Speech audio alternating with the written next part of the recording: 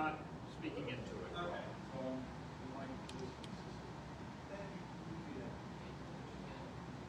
Yeah. Okay. Better?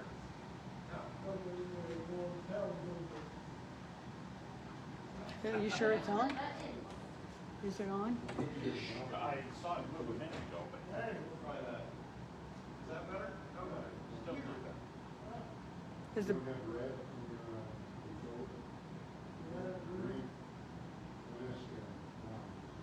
Hey! Okay. there we go! Yay! Now I have green. Excellent. Much better. So this little lesson is an excerpt from stupid amount of study I've done. Good local view of creation. We've seen that picture in other music videos. That is Bryce Canyon. One of my favorite places on earth. It is Bryce Canyon. Oh, really? Now, all right. I'm going to give you the Cliff Notes version of last lesson. Give me the next slide. History begins with Julius Caesar. That's the old solve for the world. We have many records of great antiquity. The modern, quote-unquote, historians discount all of them because they are transcribed by those nefarious, unscrupulous Christians in the Middle Ages that invented genealogies for the races of Europe, made a pious fraud, so they agreed with the Bible. Now, that didn't happen. And I have way more evidence if you ever want to see that didn't happen. But we'll start with this. Here we go. Can you see it? No, of course not. This is what I was trying to show you last time. This is the Sumerians' kingdoms. Yeah.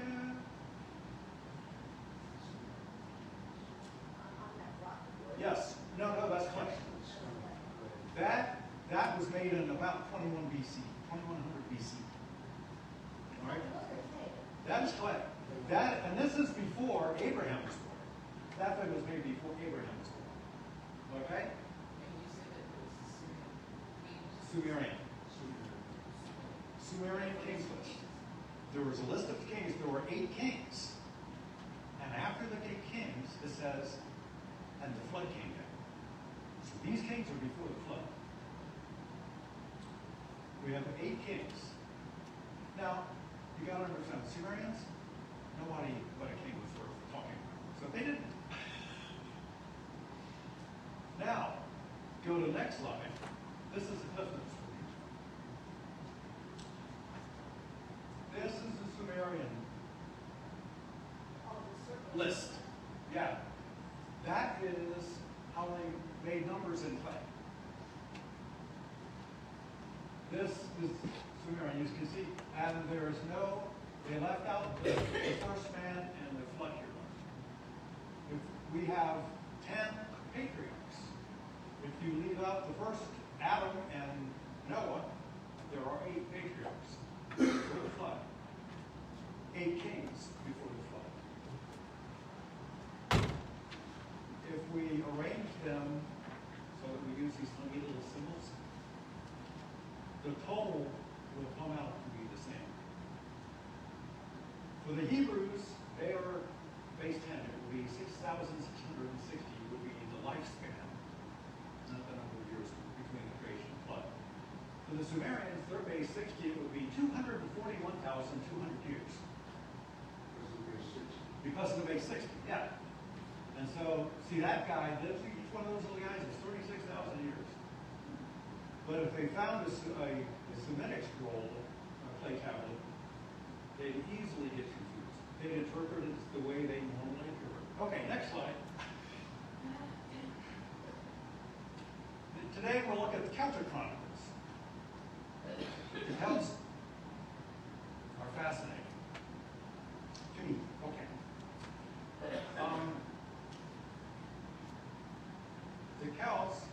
measured time from the beginning of the earth.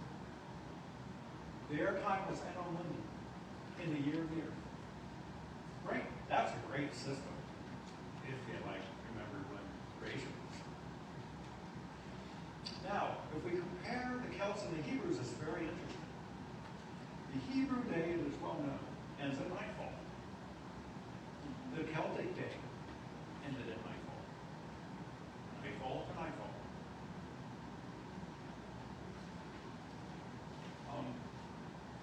I think Archbishop. Huh? Yes, that's the first one.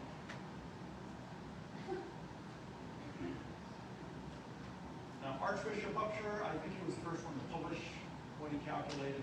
He calculated from the Bible the time from the creation to the flood as 1,656 years. Well, the Celtics marked time from creation, and their year for the flood was Anno Mundi 1656. 1,656 years. Holy! They had good memories. Actually, they did. Rosh Hashanah, the Jewish New Year, is in September or October. It varies from September 5th to October 5th. The Celtic New Year, called Samhain, is November 1st. Now, dear Archbishop Usher again in the 1600s,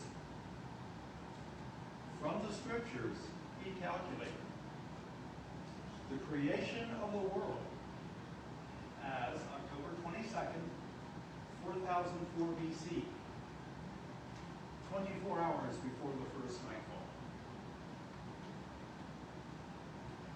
They're all in the ballpark. I mean, September, October, November, October 22nd. They're very close. The Celts. Oh yeah, and how much stuff, water went over that dam in those years. And they did an amazing, the Celts did an amazing job of keeping track of things. Now, the Celts, like other European people, based the right of property, rank, and the right to rule on bloodlines. It was all bloodlines. The idea of nobility is very ancient, and was probably, one of the legacies of Nimrod, along with the divine right to rule. Nimrod was a bad guy. So this is, the idea of nobility is across the globe. When I look at things that are across the globe and aren't good, I think of Nimrod.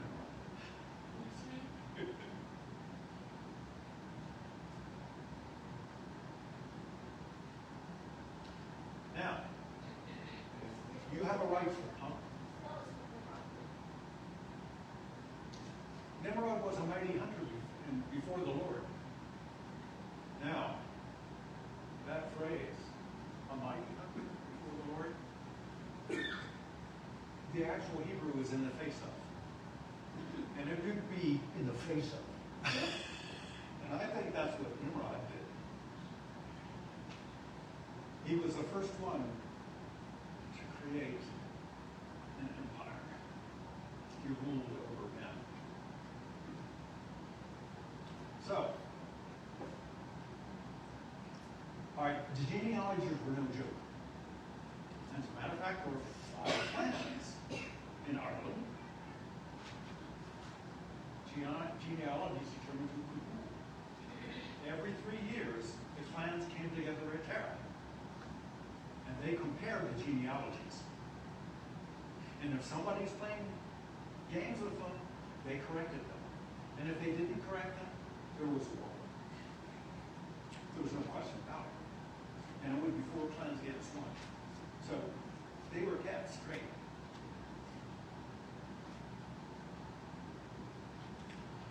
Now, there was a high king in Ireland. This I found was really impressive. There was a high king. When the high king died, they did a lot. one of the five clans, the king of one of the five clans, would be elected a new high king. Because the new high king would be the protection and the organized force against external threats. So if Ireland was getting invaded, a high king was there. And it was also for adjudication. It was settled, disagreements between themselves. Now, when the high king was installed, each of the clans had an ola, a druid high priest. This impressed me. When he was installed, the ola of his clan recited from memory his genealogy back to Adam. That is one of your blanks. Back to Adam. Completely pagan society, a completely pagan organization and way of running things. And they know about that.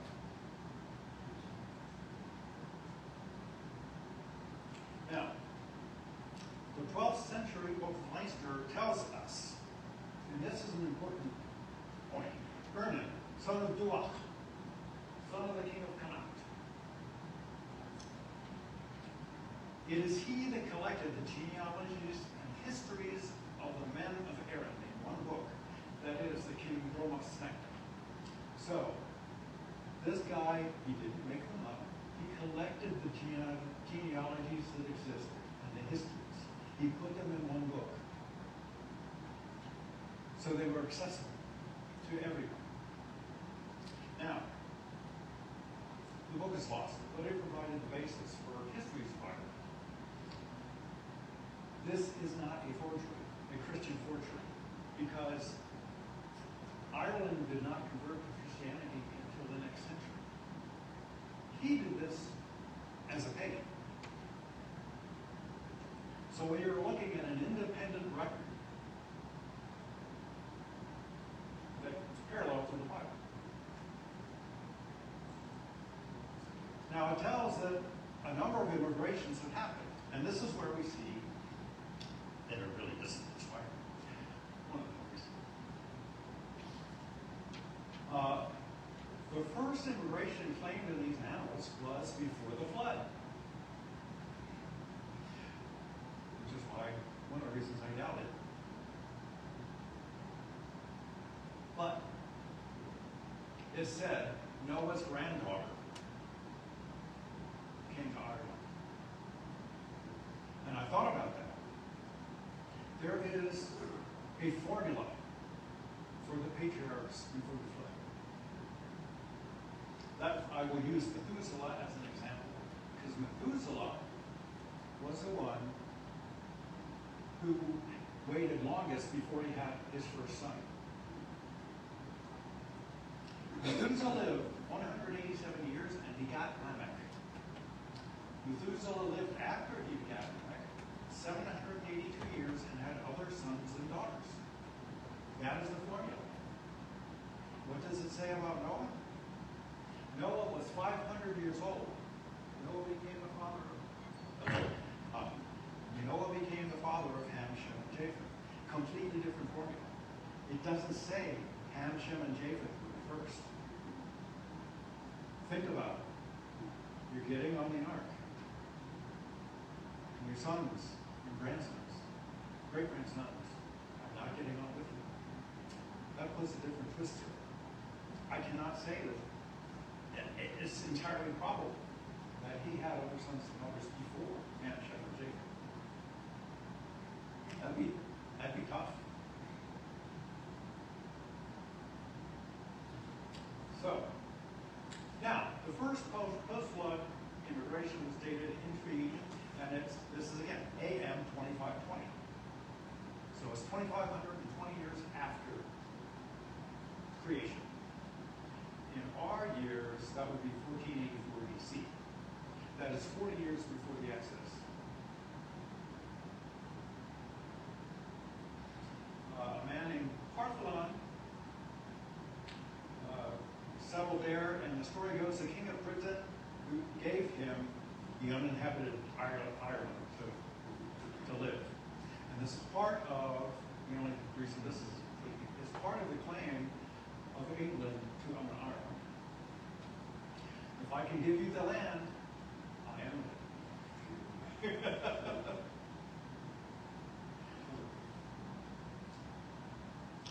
The next 300 years later, a plague wiped that colony out. So, the next immigration of Ireland was in the year AM 2859, which is 1145 BC.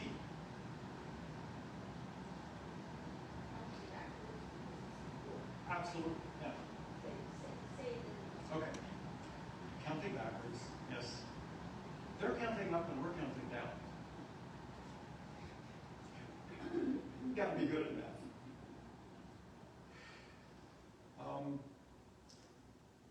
They settled on the coast of Ireland, and the annals of Clonmacnoise say the Fomerians were a sept descended from Ham, son of Noah, and lived by piracy and spoil of other nation, and were in those days very troublesome to the whole world, or at least to Ireland. Now, after this, you can see here, their names aren't the same. They did this IAD thing here with J's. So it's IFF, not Japheth. It's IRF, not Jared. And then a couple were, no. Go to the next slide, please. Yeah.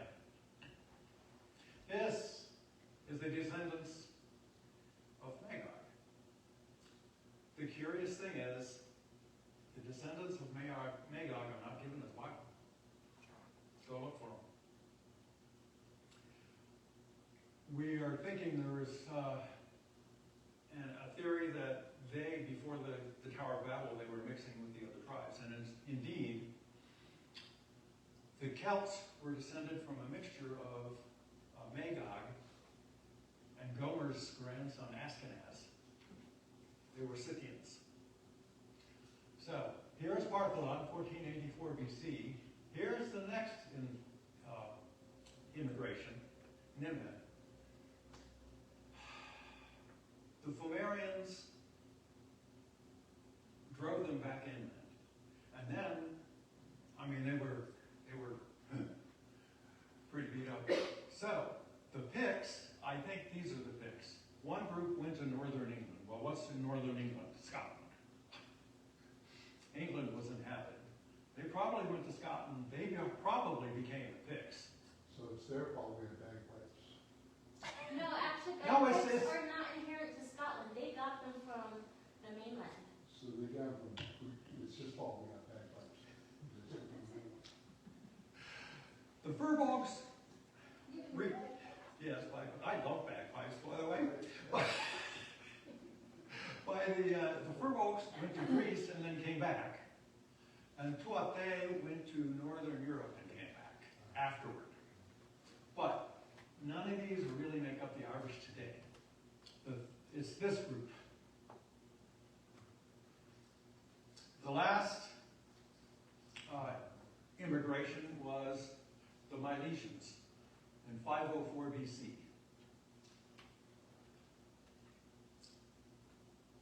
Or, and on Monday, 3500. And theirs are the chronicles that we have. The other guys all died out. They dispersed. Now, there is another interesting really note in the Chronicon Scotorum, another Celtic chronicle. It says that the Tower of Babel was Nimrod's tower. And I agree with you. That's a blank.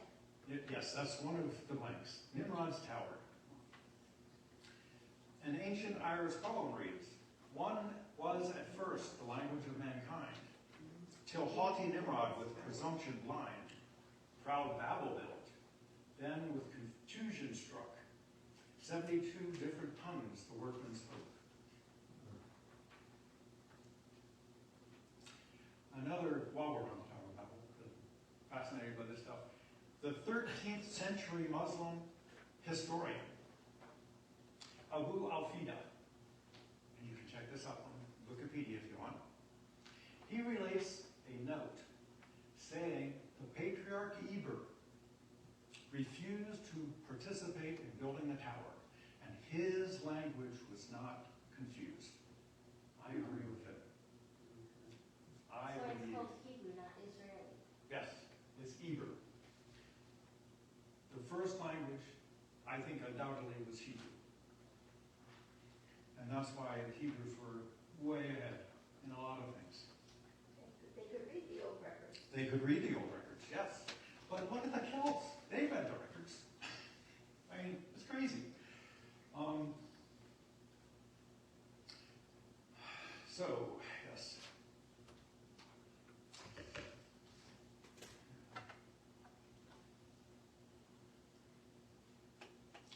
There are some interesting, let's see the next slide. We go to the, So is Yes. Heber, I'm sorry, I'm lost there. Heber, these are a little tough. Heber, H-E-B-E-R, was Irish. I'm talking about Eber. Heber was from Shem. Yes, Okay, yes. The son of Shem refused to participate in building the tower. So you're not saying it is, I got it. No. Okay. No, that does happen when you're looking at all this stuff, but no. So here's all the fill in the blanks.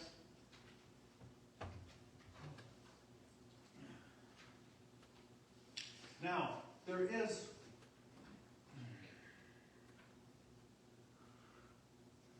that's the next one. So, let's see.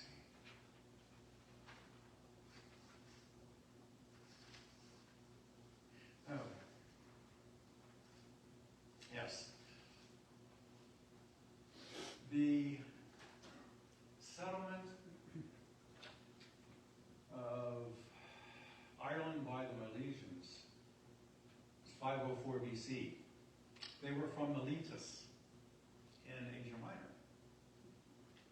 So they say, and I believe it.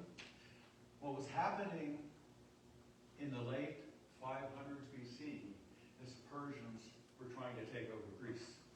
We had the Battle of Thermopylae in like 490. In 494, they destroyed Miletus. So the Persians were making life unsteady. So this immigration is entirely possible. It's not, something wild at all. So, and I was going to say before I started, if you have any questions, by all means ask.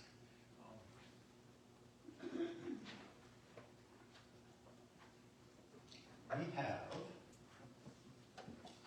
the entire list, genealogical list. And I left out some, for space reasons, I left out a whole lot of levels. From Adam to the people who settled Ireland in 500 BC. And then we have the list from there on.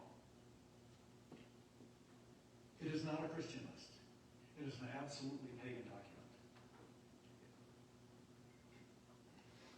And it is parallel generation by generation as far as they go with the Bible.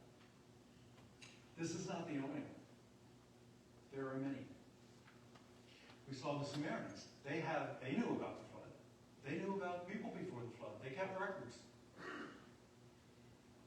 So, unlike the historians would like you to believe, the Bible is not myth and legend. The Bible is history. And the more we dig up, the more we realize it's absolutely history. So, any comments, questions? And that's been preserving their records despite the fact that the Romans were hunting the record keepers. Yes. Well, dear old, what we know of the Druids, which were their priests, we know from Julius Caesar. Mainly. Good old Julius. Veni, Vidi, Vici.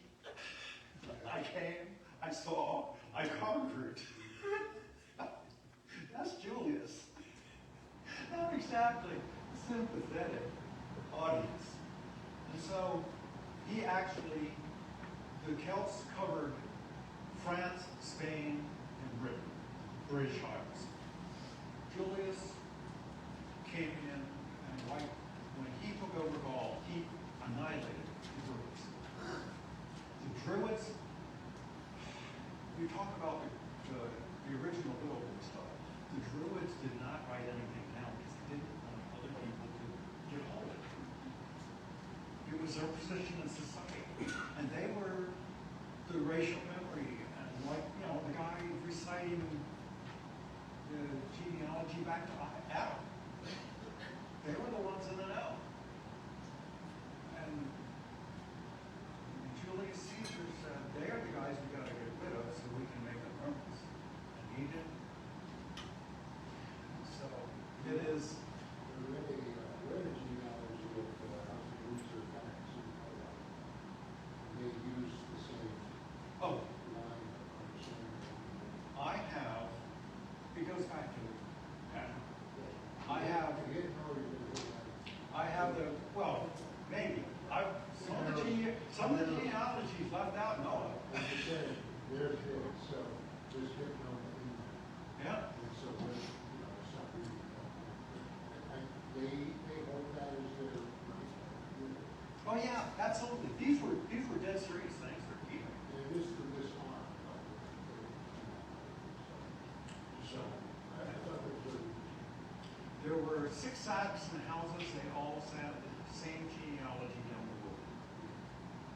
And Woden was worshipped as a god, which is, by the way, ancestor worship, I am sure, is another legacy of Nimrod.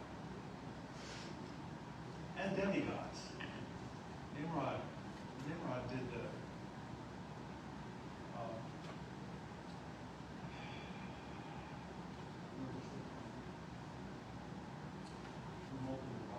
it was Nimrod. Pantheon? Yeah. Yeah. The Greeks knew there was one God. The Romans knew there was one God. Canaanites knew there was one God. But they liked dealing with gods that they could make a deal with better. So let's look at we're out of time. Father, thank you for this day, and thank you for the incredible number of written records that you have preserved for us. They are not preserved. But they're close enough we can tell that they're talking about the same thing. And I ask you to build our faith. And this is reality. The silliness the world has running around, they're just crazy. They don't know what they're talking about. Open eyes, open hearts. We thank you that you have loved us enough that you came here, you drew us. With truth and mercy, we just praise you for